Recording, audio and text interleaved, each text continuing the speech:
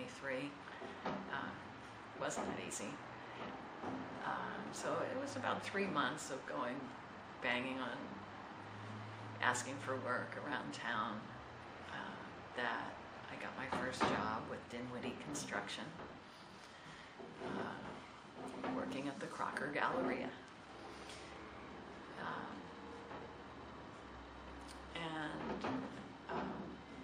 You know, women were very isolated. At the time, we were 2% of the construction workforce, and one of my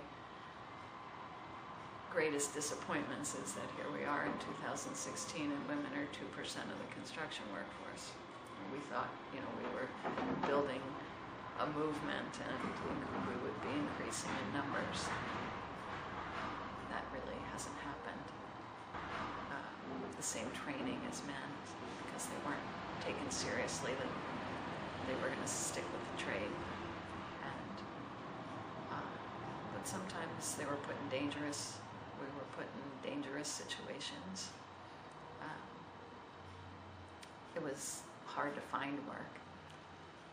I didn't realize it at the time, but Executive Order 11246 had passed, I don't know what year that, which required that any project that had federal money had a goal of 6.9% women. And there was, I think, affirmative action associated with state and city funding also, which Prop 209 did away with. So there was an opening for women and people of color that hadn't been. So as a woman, a lot of work opportunities were on jobs that had some government funding. You know, I loved working with the tools. I loved every day. I mean, there were injuries and, you know, maybe it's rose-colored glasses looking backwards, but, you know, I never found the work boring. It was physically challenging. I loved that. At the end of the day, I was exhausted, but had a sense of accomplishment. When I was an apprentice, one time I got to work with a woman journey person, Pat Cull. Mm-hmm. We're still friends. Mm-hmm. CULL, she was a member of Local 483. And I remember that she was very demanding. Not demanding, but she had high expectations about the quality of the work, and she taught me a lot. Remembering the project, it was, we were framing an affordable housing complex, and it was a framing contractor from a subcontractor named John Thomas, and I think more so, sort of there was a culture in wood framing that it was more macho than other parts of the trade, and you'd see less women framing, very unusual. So, but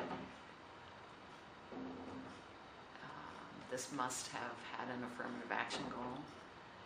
But I remember, like, my foreman saying something derogatory about women, and I can't remember now what it was, but there was more than one comment.